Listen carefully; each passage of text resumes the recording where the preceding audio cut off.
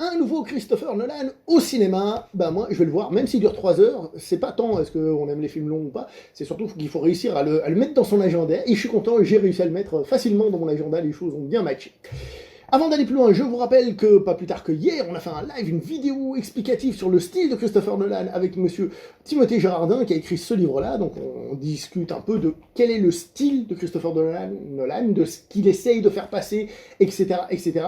Quel est son cinéma, quelles sont ses idées. Et comme lui, il avait déjà vu Oppenheimer, donc on avait déjà glissé 2-3 trucs d'Oppenheimer dedans. Donc n'hésitez pas à aller voir cette vidéo en complément de celle-ci et de regarder celle-ci en complément de l'autre. Mais d'abord, vous restez évidemment, parce qu'il faut regarder toute la vidéo, lâchez un like, vous abonner si c'est pas le cas, lâchez un commentaire pour dire que c'est trop bien, parce que voilà, c'est comme ça, c'est la vie. Mais aussi, simplement parce qu'on va parler du film après quelques images, ceux qui sont sur la chaîne régulièrement en ont l'habitude.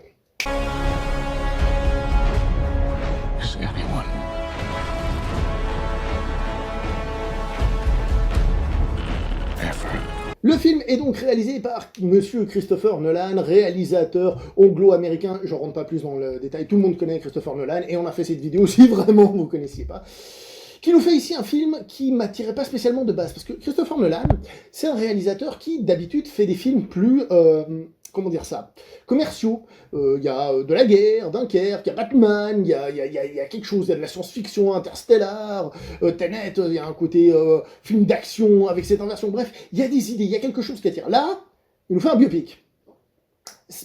C'est presque, d'une certaine manière, anti-commercial. Ça ne veut pas dire que les biopics ne peuvent pas fonctionner et être très bons.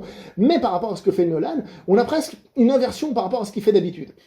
Ça peut surprendre, ça peut surprendre. En plus, le sujet, personnellement, l'histoire du mec et donc l'histoire de la bombe atomique, c'est pas forcément une idée de base qui me passionne. Hein. Quand on me raconte, parle-moi d'un sujet au cinéma qui t'intéresse, je me dis pas, tiens, la bombe atomique, c'est un sujet qui est quand même un peu, voilà.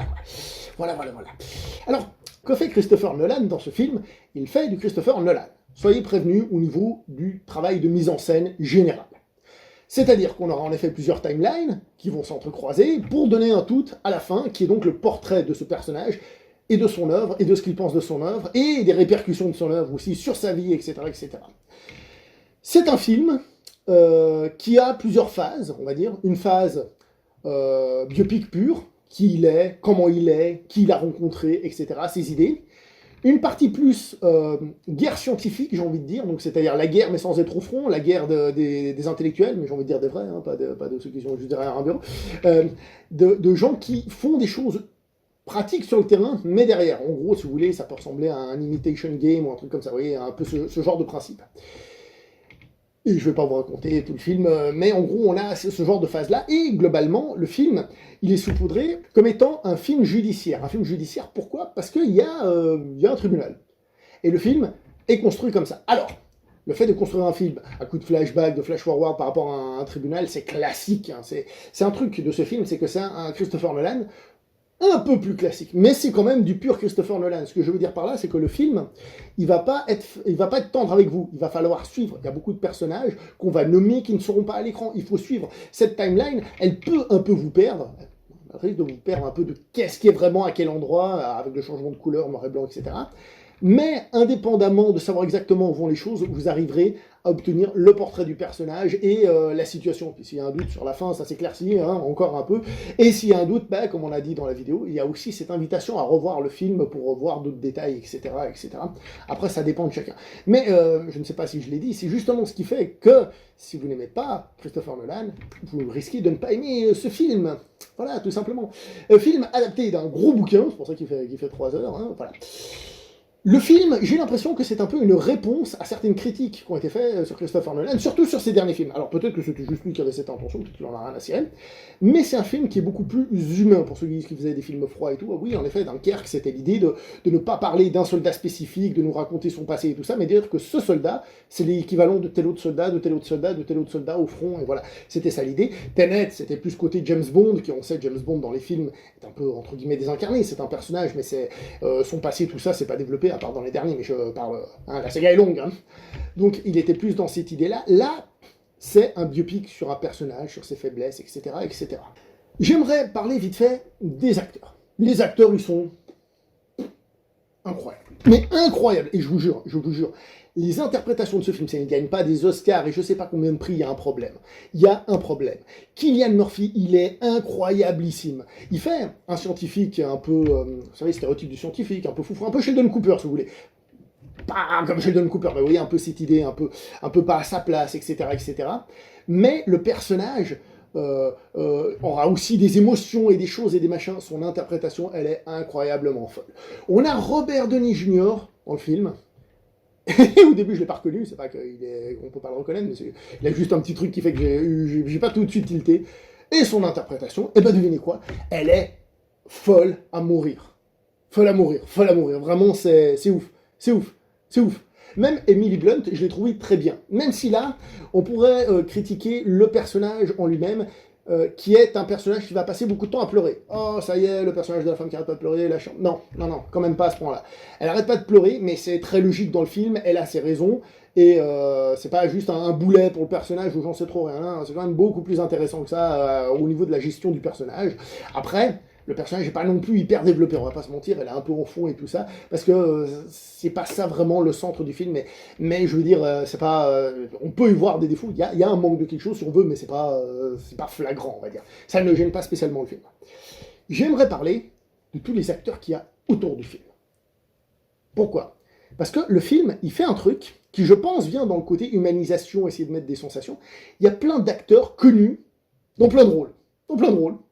Vous aurez Matt Damon, vous aurez Rami Malek, Kenneth Branagh, il y en a plein d'autres, il y a plein de visages que vous allez reconnaître. Quel est l'avantage ? À part d'attirer les gens au cinéma un peu, il fait un peu son Wes Anderson, si vous voyez. Non, en fait, ce que j'ai trouvé intéressant, c'est que comme on connaît les acteurs, leur visage, ça c'est classique, nous reste plus facilement en tête, donc on enregistre plus facilement le personnage en tête que si c'est un acteur qu'on ne connaît pas. Ça aide déjà à l'intrigue, comme je vous ai dit, beaucoup de noms, etc., etc. Mais ça aide aussi à donner une identité aux personnages, parce que facilement, on les identifie plus facilement. Et je trouve que ça va clairement dans le sens de faire un film plus... pas plus émotionnel, mais plus humain. Plus humain. Franchement, à ce niveau-là, je trouve que c'est vraiment ce qui est réussi. Le film, il faut que je vous dise un détail. C'est un film de 3 heures, et ça ne va faire que de parler pendant tout le film. Ça va ne faire que de parler pendant tout le film. Des discussions, et encore des discussions. J'ai pas vu le temps passer. J'ai pas vu le temps passer. Ce film, il a fait pliou. Si vraiment, je rentre dans les détails, un petit peu à la fin, la toute dernière partie, qui est vraiment... j'ai trouvé, je crois qu'elle dure 10 minutes, hein, à peu près la partie, que je me suis dit, ah, peut-être ça peut devenir long, mais ça n'a pas eu le temps de le devenir, c'est dire, hein, vous voyez. Le film est passé comme ça. Pour quelle raison ? Pour quelle raison ? Eh bien, parce que le film est intéressant, parce qu'il y a de la tension, parce que ce qui se passe est intéressant. Il y a toute une réflexion entre... il faut faire une bombe atomique, parce que sinon c'est les nazis qui vont l'avoir. Donc, il faut qu'on en fasse une, parce que voilà. Mais en même temps, moralement, voilà, où est-ce qu'on en est, etc., etc. Il y a toute une réflexion sur la science, d'une certaine manière, la science de la mort aussi. Il y a plein de trucs là-dessus qui fait que c'est super intéressant. Alors j'avais entendu dire, je pense que c'était des gens qui avaient vu aux États-Unis ou autres, comme quoi le film parlait beaucoup de science. En même temps, vu le sujet, c'est un peu possible, hein, un peu possible, c'est magnifique comme tournure, et en même temps, Nolan, c'est quelqu'un qui aime un peu geeker, expliquer les choses. C'est un gars qui aime bien la science. Alors, on va pas se mentir, c'est de la science que vous avez tous étudié à l'école. Alors, non pas que vous soyez capable de faire une bombe atomique, hein, je vais vous parler de physique quantique, c'est pas ça, mais ce que je veux dire, c'est que le film, il va vous parler, alors je ne me trompe pas, parce que justement que c'est un neutron qui divise un noyau en deux, qui lâche 2 neutrons qui vont à chaque fois aller dans un autre noyau, divisé en deux, puis ça dégage de la chaleur, c'est comme ça que sont faits d'ailleurs les usines, on va dire électriques nucléaires, et bon, ça fait de la chaleur, tout ça se répercute, ça fait explosion, voilà. Si vous savez, si je me suis planté dans les mots, c'est pas grave, mais je veux dire, si vous savez ça, vous arriverez à suivre le film globalement. Mais c'est vrai qu'il aura un côté un peu techno-blabla, mais en même temps, vous êtes avec des scientifiques qui sont censés être de la crème des États-Unis et de l'humanité à ce moment-là, s'ils ne vous parlent pas science, voilà. Mais voilà, il y aura un petit peu ça. Il se peut aussi que connaître un petit peu qui est Oppenheimer et l'histoire de la bombe atomique puisse vous aider un peu à vous y retrouver. Parce que c'est vrai que moi je connaissais un tout petit peu, pas beaucoup, mais un tout petit peu, et peut-être que ça aide un petit peu à placer les choses. Si vous voulez ça fait un peu spoiler, mais vous pouvez aller voir une vidéo sur YouTube, parce qu'il y en a plein qui sont sortis sur l'histoire, Oppenheimer, voilà, histoire d'avoir 2-3 repères. De toute manière, entre une vidéo de 15 minutes et un film de 3 heures, il y aura des choses à raconter, vous en faites pas. Mais si vous voulez, vous pouvez essayer de faire ça, faites comme vous voulez. Mais c'est vrai qu'à ce niveau-là, le film va peut-être un peu vous perdre. Moi, j'ai eu cette chance de connaître un petit peu, donc d'être peut-être un peu moins perdu que d'autres spectateurs qui, eux, pourraient l'être. Voilà, comme ça, vous êtes un petit peu prévenus. Mais, le film, eh ben, j'ai trouvé qu'il fonctionnait super bien sur ces différents aspects. On peut reprocher à Nolan, ça c'est un truc qu'on peut lui reprocher, de faire peut-être à certains moments des effets un peu trop tape à l'œil. Des fois, peut-être qu'il dépasse un peu. Mais ce que j'ai trouvé intéressant, c'est que même quand c'est un peu tape à l'œil, il ne tombe pas non plus dans le grotesque en mode nanar. Mais ça dépend si on est dans le film ou pas. Il tombe pas dans le truc nanar dedans. Et tout ça fonctionne très bien avec la psychologie du personnage, ce qu'il pense, ses doutes, etc., etc. Et le film, donc il est mis en scène de manière très moderne, hein, on va pas se mentir. Ce que je veux dire par là, c'est que déjà le montage est dynamique, hein, ça aide justement à attraper le spectateur pendant ces 3 heures de discussion, hein, faut le savoir. Il est dynamique. Et comment dire ça? Ouais, bah juste, en fait, il est dynamique et il va user d'astuces pour garder notre attention. Et à l'arrivée, en plus avec le montage, hein, qui fait que justement on se pose des questions, de attends, ça je leur mets où, attends, et puis même si on n'a pas tout, on est toujours actif devant le film, comme j'ai dit, si on n'aime pas Nolan, tant pis, hein, mais on est toujours actif devant le film est un peu interactif, comme ce qu'a toujours fait Nolan, donc le film est intéressant, il est super intéressant même, j'ai trouvé, on ressent un aspect drame, un aspect, enfin on ressent plein de petits trucs. Je vous dirais simplement, parce que c'est le sujet du film, vous savez que j'aime bien dire quand un film est excellent que c'est une bombe atomique, ce qui pose problème quand je parle de cinéma japonais des fois évidemment. Là peut-être ça peut s'appliquer, alors je vous dirais peut-être pas que c'est une bombe atomique tout de suite parce qu'il faut que je le digère, parce que j'ai beaucoup aimé, mais j'ai même plus que beaucoup aimé, j'ai adoré le film, très sincèrement je l'ai adoré. Mais je dirais que je réserve encore un petit peu pour la révision. J'ai adoré, mais un petit peu pour la révision quand même, dans un coin, on sait jamais. Je vais vous dire que c'est la bombe de l'été. Et ça, c'est déjà pas mal. C'est la bombe de l'été, puis c'est le sujet, donc voilà.